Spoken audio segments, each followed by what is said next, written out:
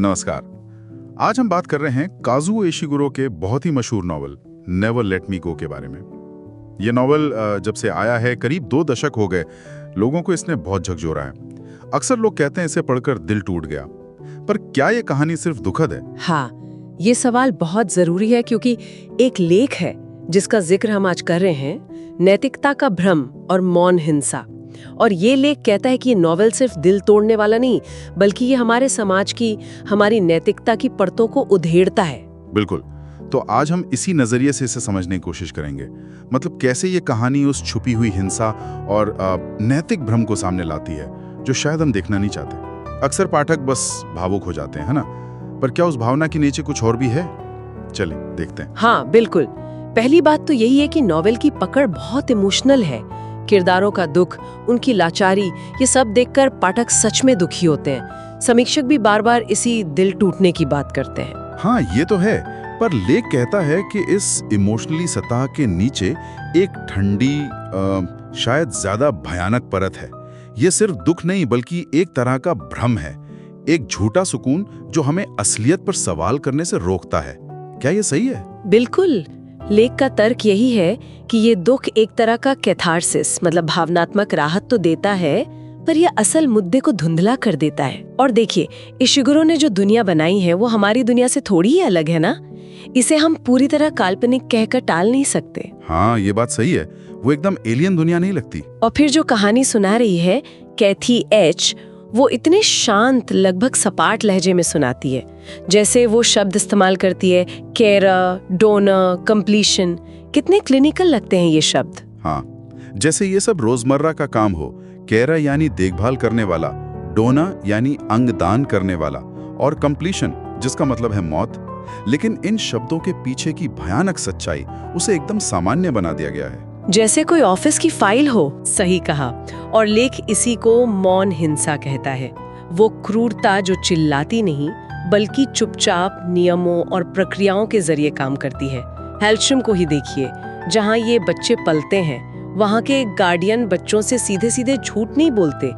उनकी किस्मत, उनका भविष्य, उसे छिपाया नहीं जाता, बस उसे नॉर्मल रोजमर्रा की बात बना दिया जाता है। अच्छा, तो ये क्रूरता ऐसी है जो दिखती नहीं आसानी से, नौकरशाही जैसी शांत। हाँ, लगभग विनम्र भी। ये सिस्टम जोर जबरदस्ती से काम नहीं करता। ये लोगों को काबू में रखता है, उनकी सारी उम्मीदें, सारे रास्ते बंद करके।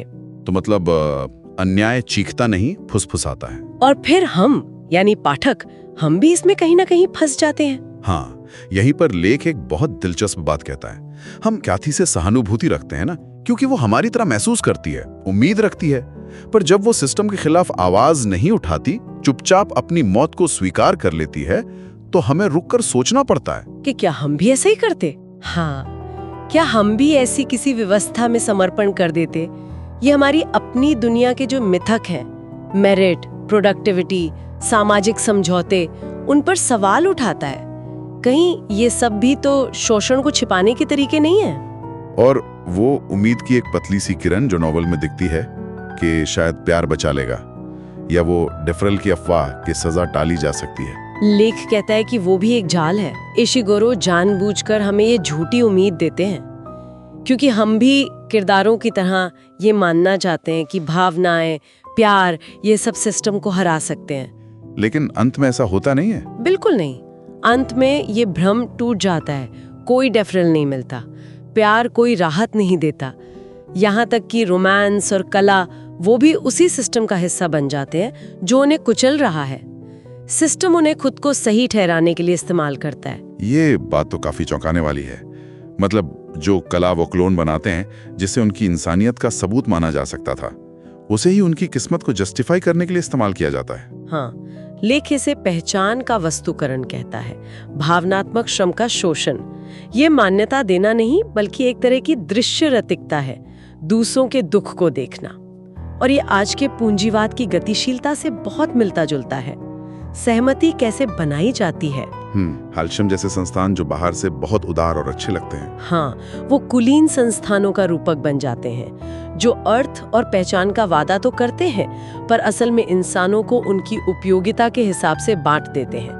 कौन कितना काम का है कौन नहीं। एक सवाल जो हमेशा मन में आता है वो ये कि ये क्लोन विद्रोह क्यों नहीं करते?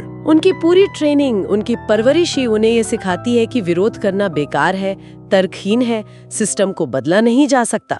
सिस्टम की सबसे बड़ी कामयाबी ही इसी में है कि वो खुद को प्राकृतिक अनिवार्य बना लेता है। जैसे हवा पानी, आप उसके खिलाफ कैसे लड़ेंगे? तो ये नॉवल असल में सिर्फ किरदारों की कहानी नहीं है, ये एक तरह से पढ़ने वाले का ही इम्तिहान है। हमारी अपनी भावनाओं, हमारी उम्मीदों पर सवाल। बिल्कुल।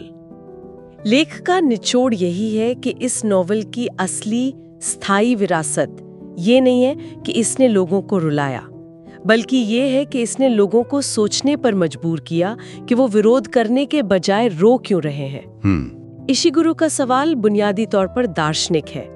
ये कैसी दुनिया है जो ऐसे प्राणी बनाती है जो अपनी प्रयोज्यता, अपना इस्तेमाल होकर खत्म हो जाना इतनी आसानी से स्वीकार कर लेते हैं। तो आज नेवर लेट मी गो का सामना करना एक तरह से आज के जीवन का आईना देखना है, जहां आर्थिक और सामाजिक ढांचे कमजोर लोगों से, चाहे वो क्लोन हो या हमारी दुनिया के गरीब हाशिए पर पड़े लोग हों, उनसे जीवन शक्ति निचोड़ते हैं ताकि बाकी लोगों का जीवन आराम से बिना किसी रुकावट के चलता रहे। हाँ, और शायद इतने सालों बाद इस नॉवल पर सबसे ईमानदार प्रतिक्रिया आंसू बहाना नहीं है, बल्कि वो खामोशी है जो इस एक विचार से टूटती है। क्या हो अगर हम कैथी नहीं हैं? क्या हो अगर हम वो लोग हैं जिनकी आरामदायक जिंदगी कैथी जैसों की मौत की कीमत पर चल रही है? ये सवाल, ये वाकई बहुत गहरा है और परेशान करने वाला भी। ये हमें शोक मनाने के लिए नहीं, बल्कि हिसाब करने के लिए मजबूर करता है। सही कहा। इस चर्चा से ये साफ है कि अच्छा साहित्य हमें सिर्फ सतही भावनाओं से कहीं आगे ले जा सकता है। यह हमें मुश्किल सच्चाइयों का सामना करने की चुनौती देता है। यकीनन इन विचारों पर सोचने के लिए बहुत कुछ है।